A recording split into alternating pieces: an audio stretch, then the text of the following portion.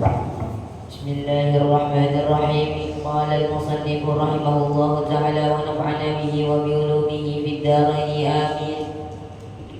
وقال تعالى: من كان يريد حرث الآخرة نزد له في حرثه ومن كان يريد حرث الدنيا نؤتيه منها وما له في الآخرة من نصيب.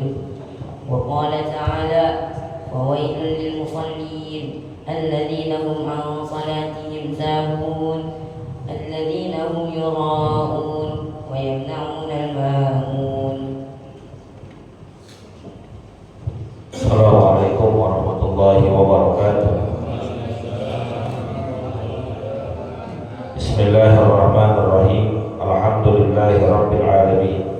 Allahumma salli wa sallim ala sayyidina Muhammadin wa ala alihi wa sahbihi ajma'in, amma ba'du. Fa inna asdaqal hadits kitabullah wa khairal hadi hadi sayyidina Muhammadin sallallahu alaihi wasallam. Wa syarrul umuri muhdatsatuha wa kullu muhdatsatin bid'ah wa kullu bid'atin dhalalah wa kullu dhalalatin finnar. Subhanaka la ilma lana illa ma 'allamtana innaka antal alimul hakim. Rabbi shrah li sadri wa yassir li amri wa hlul 'uqdatam min lisani yafqahu qawli. Amin.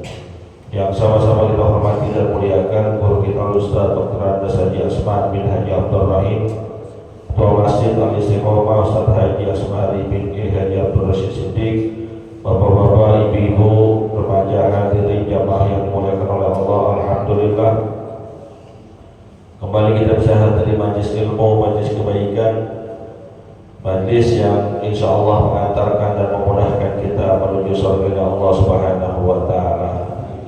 Hadirin yang dimuliakan oleh Allah, tadi sudah kita dengar pembacaan kitab yang disampaikan oleh Ananda Adiza, anaknya Bang Said, cucu dari guru kita almarhum almarhumullah Kiai Haji Abdul Rashid bin Haji Muhammad Siddiq. Beliau nyantren di mana nih? Dan Al-Nuna dicondet lah nyantrennya dekat tukang minyak wangi di situ lah, samping tukang nasi kebuli gitu ya. Alhamdulillah, mudah-mudahan ilmunya berkah. Ya, bangsa itu anaknya dua laki-laki, dua-duanya di pondok, satu di Darul Habib Sukabumi, satu di Condet. Mudah-mudahan banyak dapat ilmu bermanfaat, keluar dari sana bisa mengembangkan ilmunya, bisa meneruskan perjuangan dari kakeknya. Saya merinding. Allahu Akbar. Fatihah buat Kiai Abdul Rashid ya. Al-Fatihah.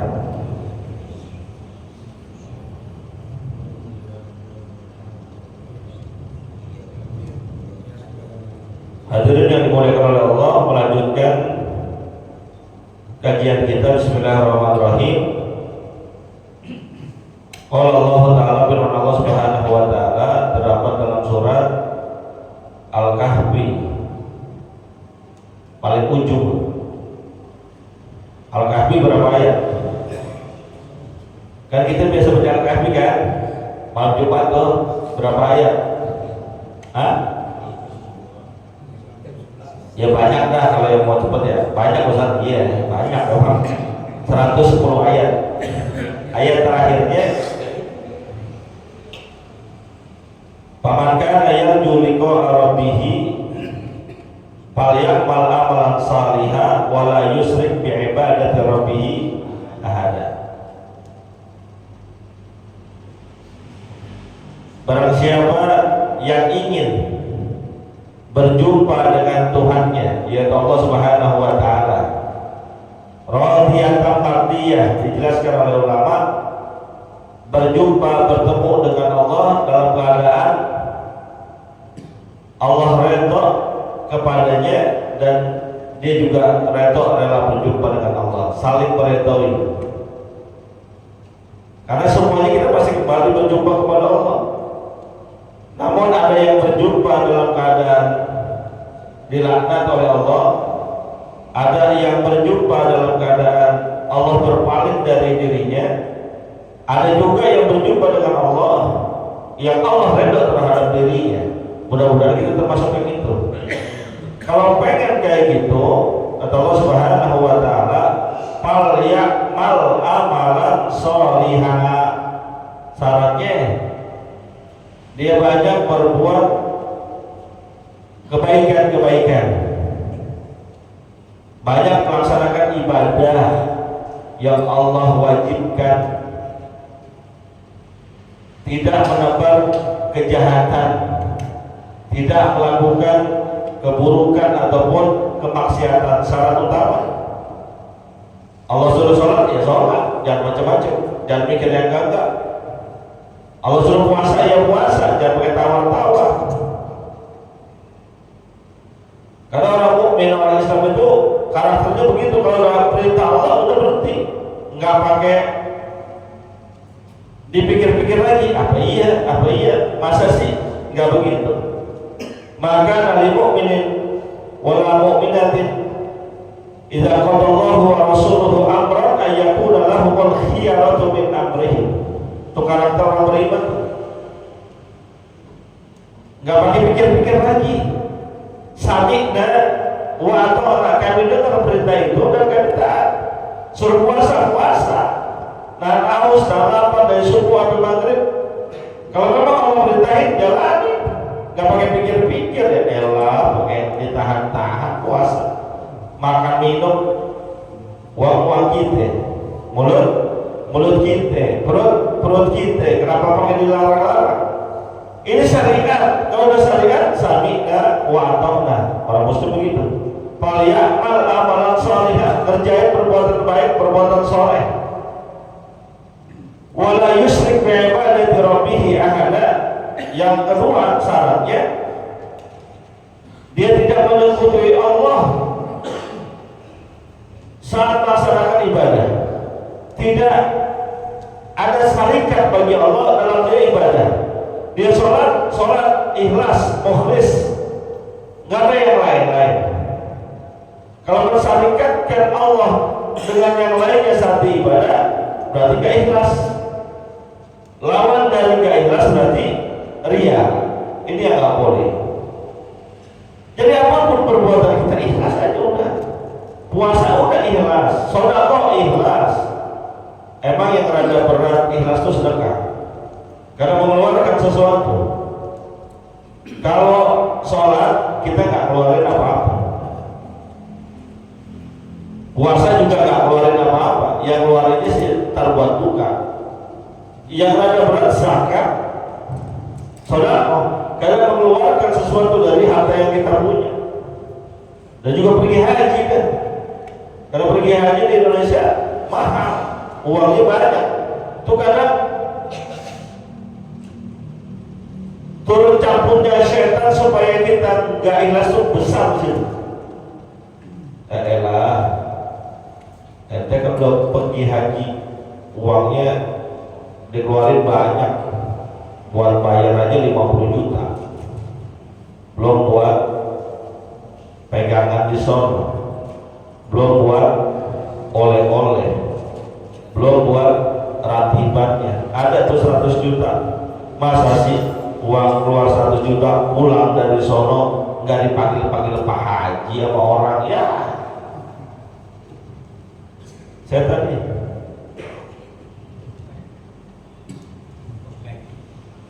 fungsinya apa begitu setan? Tujuan utamanya supaya kita nggak kerjain amal. Sekalinya kita tetap pengen ngerjain amal itu dibuat rusak sama setan. Sedekah nih lewat kotak amal. Kita mau naruh berapa kira-kira? 20.000. Ya tuh itu gosok itu tutupin 20.000 tuh biar orang pada tahu. Samping kanan kiri lu biar pada lihat tuh 20.000 kan gede tuh 20.000.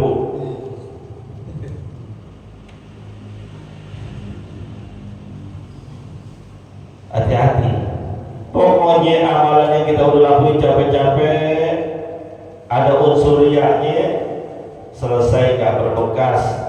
Sebagaimana firman Allah Subhanahu wa taala dalam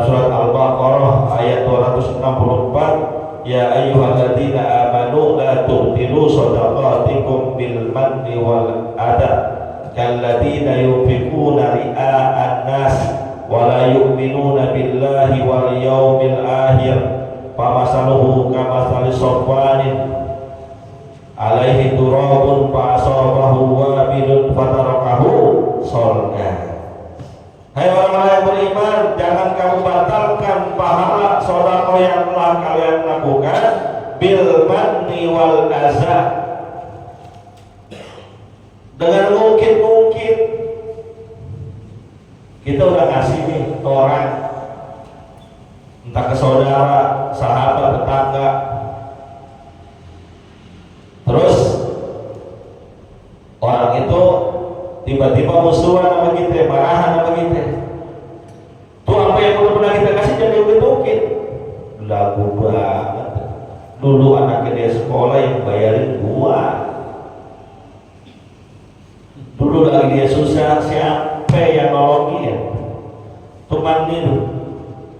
Mungkin apa yang sudah kita perbuat kepada orang lain, baik ada sebab ataupun tidak sebab, membatalkan pahala sedekah kita. Wal adza, dan juga nyakitin yang kita kasih. Ada orang tukang minta-minta nih, datang ke kita kasih sih gak banyak, kasihnya paling 2.000. Tapi sampai kita kasih apa ngomong, besok jangan minta-minta lagi ya Pak, badan sehat, segar bugar, masih aja minta-minta. Hatinya tersakiti, batal tuh yang 2.000, pahalanya gak ada.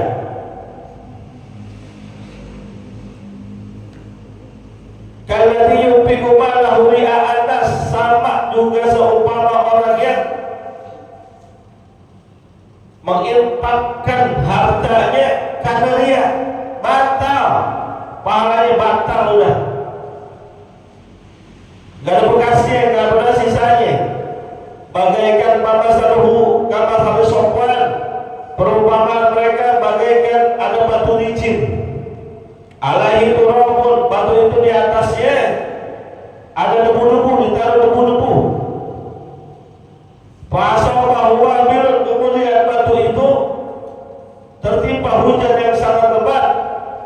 Fatarakahu solda.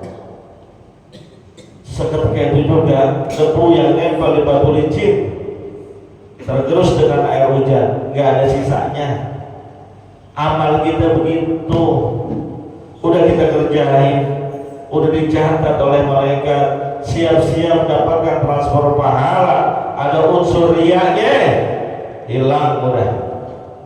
Bukan hanya hilang, bahkan yang berbuat riya itu mendapatkan dosa dari Allah Subhanahu wa Ta'ala, karena termasuk perbuatan yang tidak Allah ridhoi, asyirkul khafi ataupun asyirkul asghar.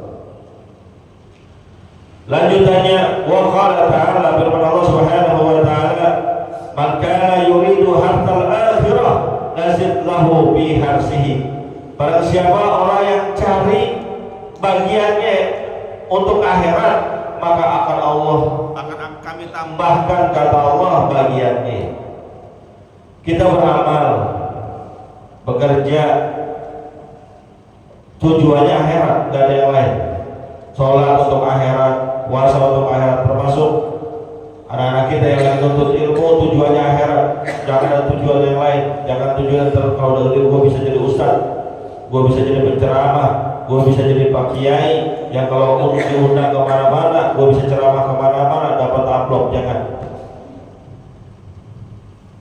Niatnya akhirat, nggak usah ditambah-tambahin.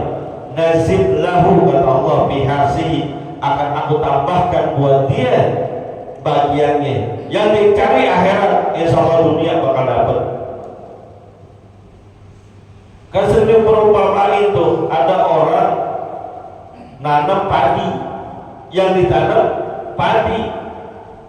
Harapannya dengan padi itu nanti berbenih, bisa panen, dapat tuh beras dari padi yang dia tanam. Tapi kalau dia nanam padi, rumput pasti ikut tumbuh tuh. Nanam padi, rumput ikut. Dia nggak niat nanam rumput, enggak. Alang-alang dapat, nggak niat tanam itu, yang dia tanam padi. Tapi dia akan dapat rumput, dia dapat alang-alang untuk pakan ternaknya. Yang dicari akhirat, dunia bakal ikut. Mohon maaf para guru kita, para kiai kita, para masyayikh kita, para habaib kita, ketika beliau menuntut ilmu yang dicari akhirat, nggak ada yang lain. Setelah akhirat dapat, dia amalkan, dunia ikut, nempel udah. Dia ceramah kemana-mana, dia ngajar di mana-mana, tujuannya untuk mendapatkan ridhonya Allah, pahala dari Allah. Dapat insya Allah pahala dan ridhonya Allah. Selepas dia ngajar, selepas dia ceramah, dapat tentengan, dapat bingkisan, dapat amplop, itu namanya bonus dari Allah.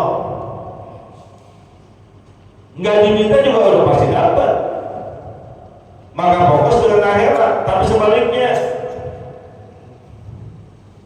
wa man kana yuridu harta dunya, orang yang ketika beramal yang dicari adalah bagiannya di dunia, ingin mendapatkan pujian, ingin dilihat orang, ingin mendapatkan materi-materi dari keduniaan, nuntut ilmu biar bisa jadi kiai, menjadi ustaz, ceramah, dapat amplop, misalnya sholat, puasa, biar orang pada tahu dia sholat, dia puasa. Nuktihi minha, kata Allah, akan kami berikan apa yang dia minta, apa yang dia cari. Udah, yang dia cari apa? Dunia, dapat insya Allah. Yang dicari pujian dengan ibadahnya, dapat insya Allah pujiannya. Pengen dilihat orang, dapat juga. Orang bakal lihat amal perbuatannya. Tapi wa ma lahu bil akhirati min nasib. Tapi ruginya orang yang cari dunia, dia gak bakal dapat bagiannya di akhirat, gak dapat pahalanya, gak ada. Capek-capek dia sholat, capek-capek dia qiyamul lail, capek-capek puasa, dan haus dan lapar, gak dapat apa-apa di akhirat. Karena apa yang dicari berupa pujian, berupa penglihatan orang, berupa isyarah dari keduniaan, dia udah dapat. Sama ketika dia bercocok tanam rumput. Kalau tadi orang nanam padi, rumput dapat, ilalang dapat. Tapi kalau dia nanam rumput, ya serumput-rumputnya. Nggak ada cerita orang nanam rumput, tumbuh padi, nggak ada cerita. Orang nanam rumput, tumbuh pepohonan yang berbuah, nggak ada cerita. Yang dicari rumput, yang ditanam rumput, dapat juga rumput. Yang ditanam padi, dia akan mendapatkan padi, ilalang, dan rumput. Maka cari akhirat, dunia pasti ikut. Tapi kalau cari dunia, akhirat nggak bakal dapat. Lanjutannya, wa qala ta'ala, firman Allah Subhanahu wa ta'ala dalam surat Al-Maun, fawailul lil musallin alladzina hum an salatihim sahun. Surat Al-Maun kita sering dengar, bahkan mungkin hafal. Dalam surat Tarawih itu diulang-ulang, fawailul lil musallin alladzina hum an salatihim sahun. Disunahkan, dianjurkan ketika baca surat Al-Maun pada ayat fawailul lil musallin, baik sholat tarawih ataupun tidak di sholat tarawih, baik di dalam sholat maupun di luar sholat, bacanya diwasol dengan ayat berikutnya. Jangan berhenti di fawailul lil musallin. Kenapa? Karena kalau artinya fawailul lil musallin doang, fawailul lil musallin, celaka orang yang sholat. Nah, orang sholat celaka. Kalau yang sholat celaka, gimana yang gak sholat? Maka ulama dianjurkan untuk diwasol saja. Fawailul lil musallin alladzina hum an salatihim sahun. Celaka orang yang sholat, yaitu yang ketika mengerjakan sholatnya ada kelalaian, lalai sholatnya, baik dari waktu mengerjakannya, baik saat mengerjakannya, lalai. Mengerjakannya udah di akhir-akhir waktu, zuhur jam 12 lewat 6 lewat 7, ngerjain sholat zuhurnya jam 3 lewat sebelum masuk asar tanpa ada uzur. Asar jam berapa? Jam 15.25 ya. Antara setengah 4 dia kerjain jam 15:10. Boleh gak? Secara hukum fikih boleh. Kenapa? Karena sholat itu termasuk waktu yang luas, waktunya luas, waktunya panjang. Dari masuk waktu sampai masuk ke waktu sholat berikutnya. Jadi sholat zuhur 12:07 udah masuk waktu sholat, boleh, bagus. Karena bagian dari amalan yang dicintai Allah dan Rasulnya. Pernah ada sahabat Nabi bertanya, ya Rasulullah, amalan apa yang dicintai oleh Allah? Qala, jawaban Nabi, as-salatu bi awwali waqtiha. Salat pada awal waktunya, dengan azan langsung sholat, itu namanya awal waktu. Mau aja jam 1 nggak apa-apa, masih waktunya kok. Jam 2 silahkan, emang masih waktunya. Jam 3:15 mau sholat zuhur boleh nggak? Boleh, sebelum masuk waktu zuhur nggak apa-apa. Cuma semakin akhir kita mengerjakan sholat, berarti semakin kelihatan kualitas keimanan kita. Maka termasuk yang lalai, yang sahur adalah orang yang sholatnya nembir-nembir banget baru masuk ke waktu berikutnya tanpa uzur. Kalau uzur lain lagi. Uzurnya apa? Misalnya jam 11 dia tidur. Ada sunnah dalam Islam itu namanya qailullah, tidur waktu siang. Nggak lama, setengah jam, 15 menit. Baik sebelum zuhur ataupun setelah zuhur. Ada ulama yang mengajarkan sebelum zuhur, ada yang mengajarkan setelah zuhur. Qailullah dia itu namanya. Sunnah itu kita nggak lama tidurnya 10 menit, setengah jam gitu, untuk menghilangkan rasa letih kita karena ibadah waktu di waktu malam atau karena sibuknya kerja. Dia tidur jam 11, kemudian letih lelah, bangun jam 3:15, capek, buru-buru dia sholat, ambil air wudhu, kamar mandi, langsung sholat zuhur. Assalamualaikum warahmatullahi, assalamualaikum warahmatullahi, masuk waktu asar, udah kerjain lagi sholat asar.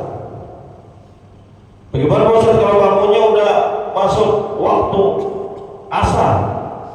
Ya kerjain, tapi niatnya qada. Yang begitu gak dosa, karena tidurnya memang sebelum waktu zuhur. Bangun udah masuk waktu asar, gak dosa. Yang dosa tidurnya jam 1 belum sholat. Jam 1 belum sholat, dia tidur. Bangun jam 4, jam 5. Dia wajib qada juga, tapi ada dosa kelalaian di situ. Kenapa? Sebelum sholat udah tidur.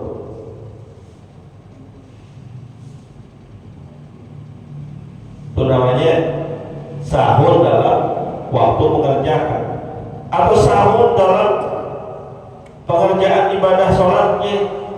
Dia gak perhatiin tuh syarat sahnya, dia gak perhatiin. Kan syarat sah sholat ada berapa? Pak, udah berapa tahun sholat? Seumur hidup Pak Ustaz sholat, saya dari bayi udah sholat. Karena saya tanya, ada berapa syarat sah sholat? Ada berapa? Ayolah, ada 5 paling enggak. Pertama, sudah masuk waktu. Kedua, menghadap kiblat. Nah, ketiga nih yang sering orang lupakan, bersih tempat dan pakaian dari najis. Hati-hati, kadang kita nggak sadar, nggak pipis kita nempel najis kita sendiri. terutama kalau yang lagi dalam perjalanan. Hati-hati. Yang keempat, suci dari hadas kecil maupun hadas besar. Hadas kecil wudu, maka wudu dibenerin. Ini orang sering lalai, wudunya sembarangan. Buka kerannya gede-gede tapi nggak rata. Dalam membasuh atau mencuci anggota wudunya, cuma kucurin doang. Basah, apa ke baju-bajunya basah, tapi nggak sah wudunya. Kalau hadas kecilnya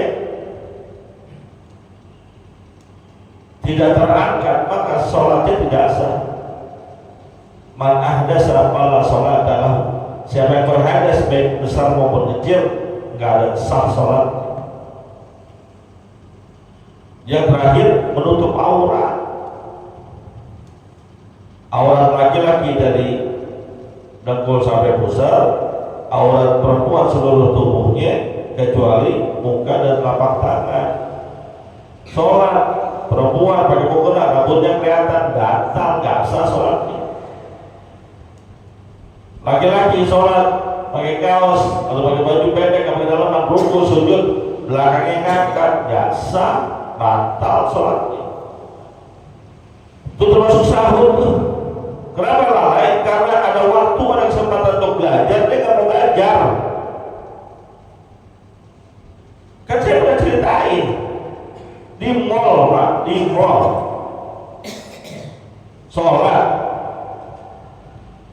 dia pakai celana lepis yang bolong dengkulnya, sampai paha-paha bolong, kan ada itu mahal ternyata. Celana lepis yang begitu tuh, yang bolong begitu tuh mahal ternyata.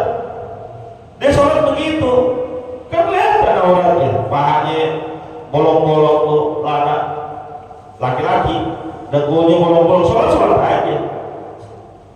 Saya yakin niatnya bagus, cuma karena dia pemahaman tentang sholatnya belum sempurna, ya begitu sholat pakai celana lepis bolong, kan batal itu, dan batal menurut saya. Itu saya tungguin. Selesai sholat saya ajak ngobrol, Pak sebentar, maaf dah, Pak, mohon maaf Pak, salah satu sholat itu dia tadi untuk aurat, orang laki dari dengkul sampai pusar. Bapak itu celananya bolong, sholat jadi nggak sah Pak. Oh nggak sah Pak, iya. Yaudah gimana? Ulang. Ya udah ulang Bapak, ulang. Tapi saya nggak punya deh. Itu ada kain sarung. Oh iya Pak, makasih Pak. Diambil kain sarungnya, gua kira mau dipakai tuh kain sarung, diikat di sini. La haula wala quwata illa billah. Karena enak dipakai. Ya mencukupi sih kalau ketutup semua auratnya, mencukupi. Cuma kan enak juga dipakai. Maka itu bapak-bapak hadirin yang dimuliakan oleh Allah, jangan sampai sholat kita termasuk yang lalai. Alladzina hum yura'una wa yamna'una al-ma'un. Dan yang mereka ketika ibadah termasuk sholat ada riyaknya, wa yamna'un al-ma'un, dan menghalang-halangi orang untuk saling berbagi. Wallahu a'lam bishawab. Al-Fatihah.